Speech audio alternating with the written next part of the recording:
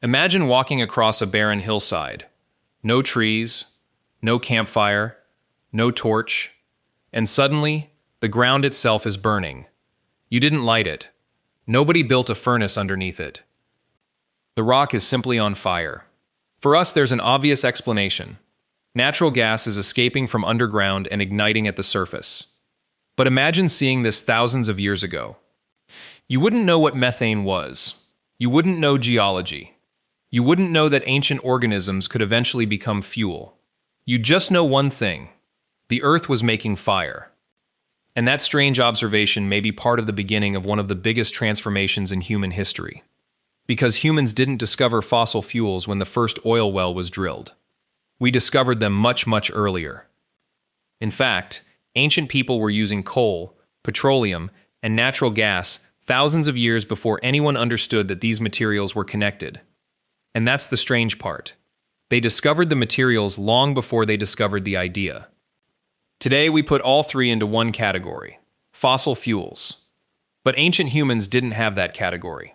They encountered three completely different mysteries: a black rock that burned, a sticky liquid that came out of the ground, and an invisible gas that could somehow keep a flame alive. Nobody looking at those things thousands of years ago would naturally assume they had the same origin. So let's go back to the beginning. Coal was probably the easiest one to notice.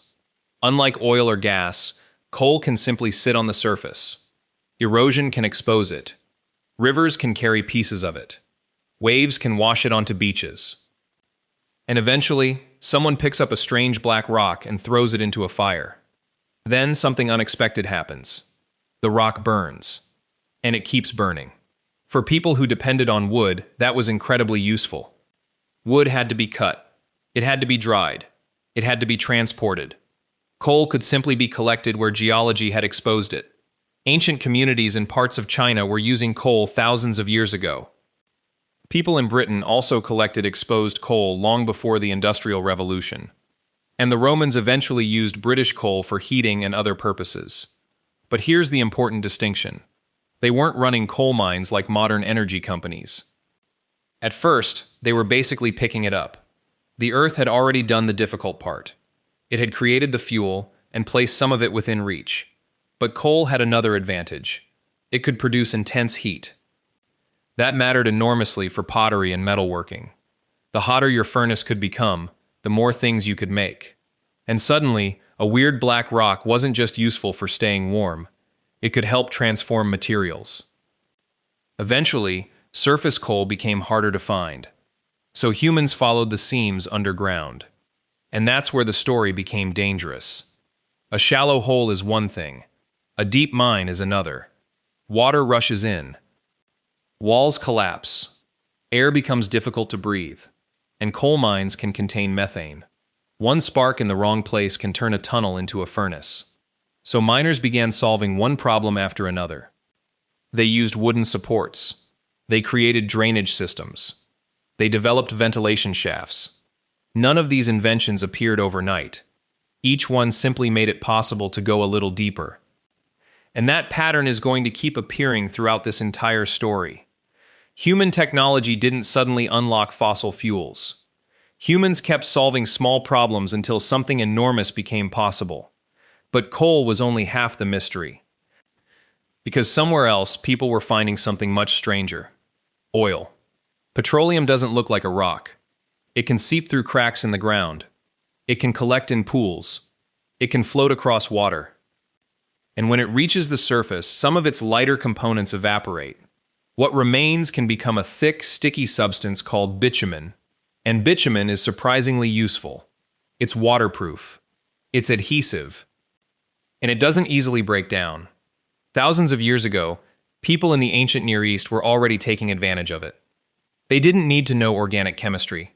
They just had to notice what happened when they spread the black material over something. Water stayed out. That made bitumen incredibly valuable. It could help seal boats. It could waterproof containers. It could bind construction materials.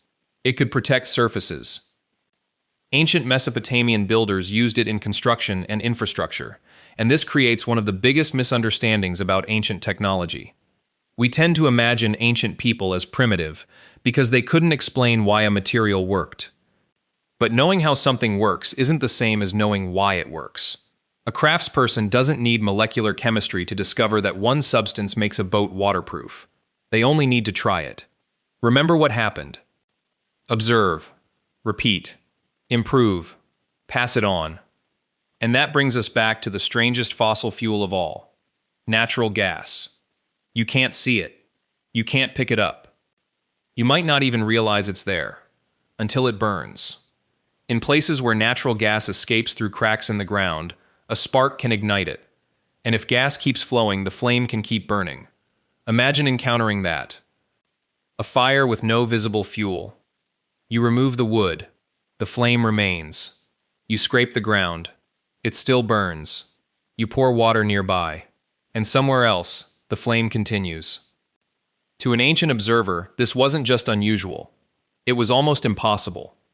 And that's where geology and religion could collide. In regions around the Caspian Sea, natural gas seeps produced flames that became associated with sacred fire traditions.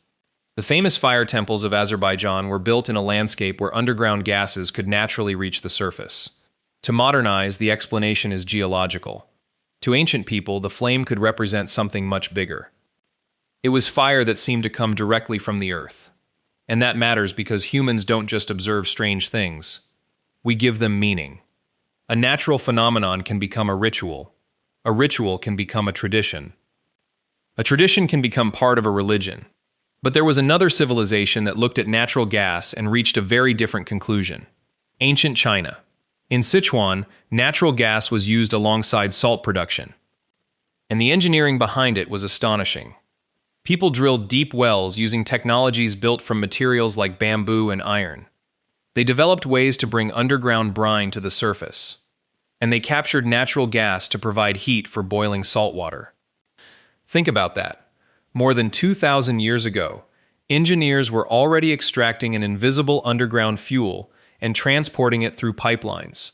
No modern drilling rigs, no electric motors, no steel transmission network. Just careful engineering and a huge amount of persistence.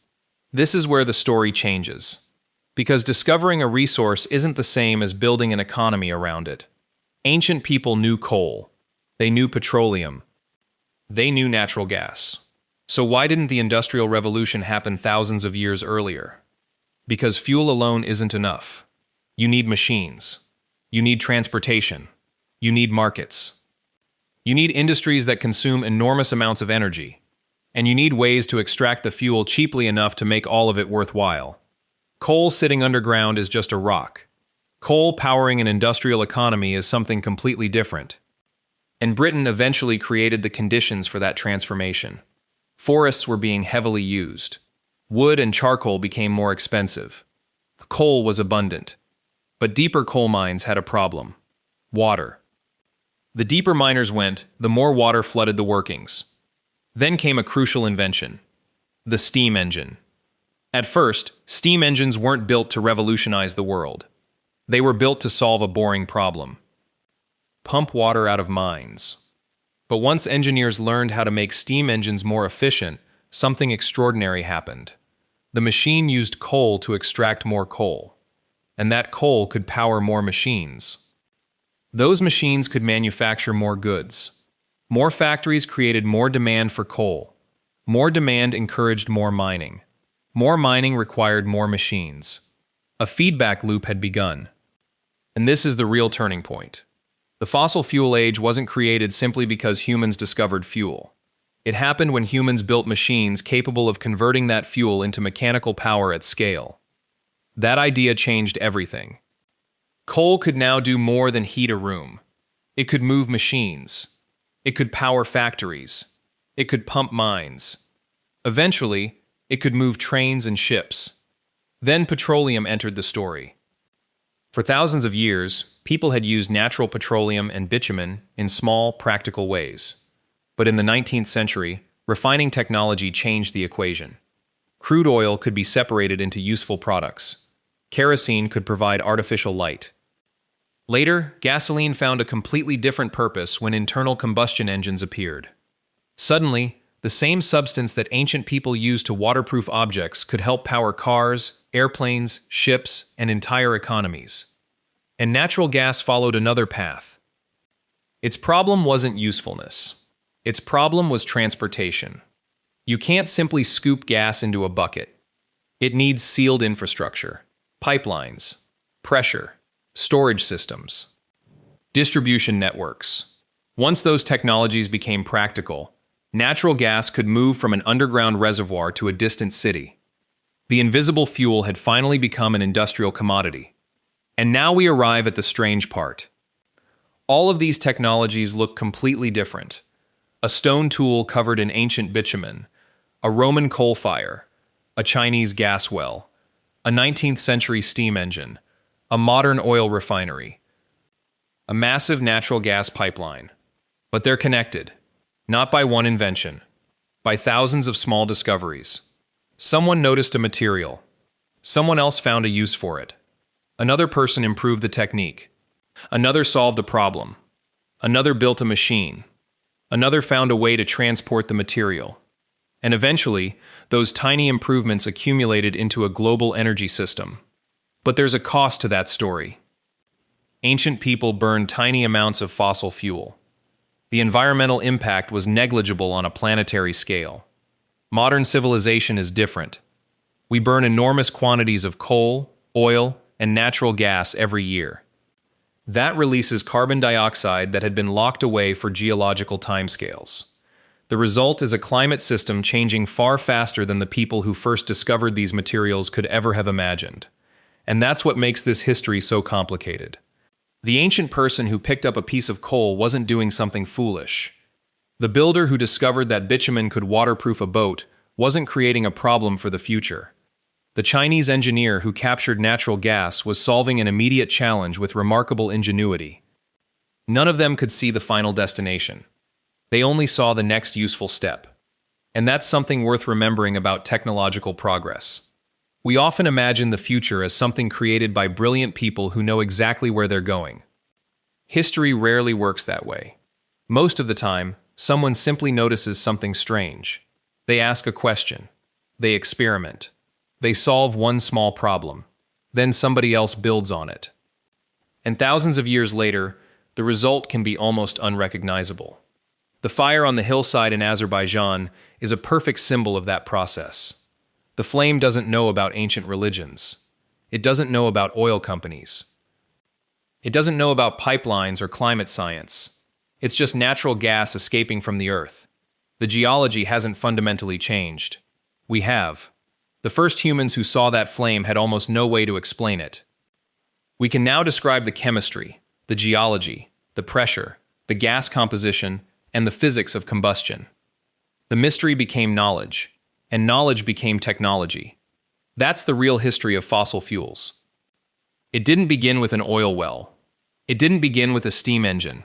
It began with a human being looking at something the Earth was doing and thinking, wait, what is that? And maybe that's the most powerful technology humans have ever invented. Not the engine, not the drill, not the pipeline. Curiosity. Because every civilization-changing technology begins the same way. Someone notices something and refuses to stop asking why.